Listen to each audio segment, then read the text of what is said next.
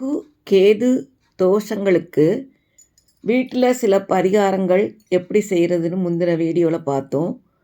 உள்ளூர் கோவில்களில் செய்யக்கூடிய பரிகாரங்களையும் பார்த்தோம்.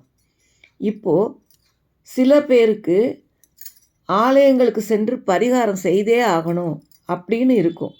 அப்படிப்பட்டவங்களுக்கு தமிழ்நாட்டில் ஏராளமான ஆலயங்கள் உள்ளன. இதில் புகழ்பெற்றவையாக சொல்லப்பட்டிருக்க சில ஆலயங்கள் பற்றி இப்போ நாம் தெரிஞ்சுக்கிடலாம். ராகு தலமாக சொல்லப்படும் கும்பகோணம் அருகே சிவனை ராகு வழிபட்ட திருநாகேஸ்வரர், சிவபெருமான் வாசுகி என்னும் நாகத்துக்கு வரம் தந்த இடமான கேது தலம். இந்த 2 தலம் இது எங்கே இருக்குது அப்படின்னு பார்ப்போமா? சிவனை ராகு வழிபட்ட திருநாகேஸ்வரம் அங்கே இருக்கு. சிவபெருமான் வாசுகி என்னும் நாகத்துக்கு வரம் தந்த இடம் எந்த கேது தலம்னா கீழே பெரும்பள்ளம் ஆலயம். இங்கே பூஜைகள் செய்யலாம். 2 கிரகங்களுக்கும் சேர்த்து பூஜை செய்யணும், தோஷ நிவர்த்தி பண்ணணும் அப்படின்னு விரும்புகிறவங்க திருவாரூர் மாவட்டத்தில் இருக்கிற திருப்பாம்புரம் ஆலயத்துக்கு செல்வது ரொம்ப நல்லது. அங்கு தினமும் காலையில் நூற்றுக்கணக்கானவங்க ராகு கேது தோஷ நிவர்த்தி பூஜை செய்கிறாங்க. திருப்பேரை தலத்திலும் இந்த பூஜையை செய்யலாம். ராமேஸ்வரத்துக்கு சென்று 3 நாட்கள் தங்கியிருந்து கடலில் நீராடி சுவாமி தரிசனம் செய்யலாம். அதுவும் நல்லது.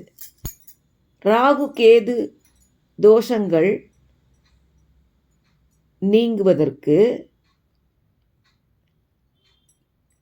துர்க்கை அல்லது காளியை நல்லெண்ணெய் தீபம் ஏற்றி வழிபடலாம். சங்கரன் கோவில், சங்கர நாராயணர் கோவில், திருப்பனந்தாள் அருண ஜடேஸ்வரர் ஆலயம்,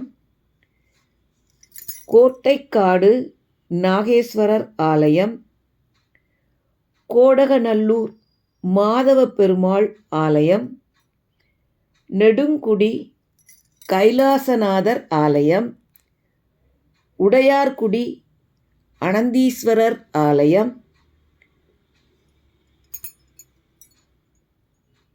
வாழ்க்கை புத்தகலூர் ஸ்ரீ பரமசுந்தரர் ஆலயம், புட்டிரெட்டிப்பட்டி சோமநாகேஸ்வரர் ஆலயம், பேரையூர் ஸ்ரீ நாகநாதர் ஆலயம், கோடங்குடி ஸ்ரீ கார்கோடகநாதர் ஆலயம், சென்னை குன்றத்தூர்